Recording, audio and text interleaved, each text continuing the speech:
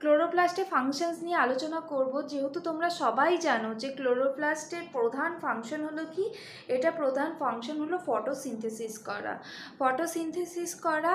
এবং তাহলে ফটোসিনথেসিসে কি করছে না, এয়ারের কার্বন ডাই অক্সাইডটাকে নিয়ে নিচ্ছে এবং আমাদের বাতাসে কি দিচ্ছে, অক্সিজেন দিচ্ছে। কার মাধ্যমে? বাই দ্য ফটোলাইসিস অফ ওয়াটারে ফটোলাইসিস করে এটা করছে। তাছাড়া ক্লোরোফিল কি করে, তো জানোই সোলার এনার্জিকে ট্র্যাপ করে নিয়ে তাকে ফটোসিনথেসিস করছে। এছাড়াও কিছু এটিপি প্রডিউস করে, যেটা হচ্ছে এনার্জি। তাছাড়া কি করে, তোমার লাইটকে অ্যাবজর্ব করে নিয়ে তোমার লাইট এনার্জিটাকে তোমাদের কেমিক্যাল এনার্জিতে কনভার্ট করে দেয় ক্লোরোপ্লাস্ট। তাহলে এর প্রধান কাজের মধ্যে কি না, এবং অ্যাটমসফিয়ারের মধ্যে অক্সিজেন এবং কার্বন ডাই অক্সাইডটাকে ব্যালেন্স করে রাখে।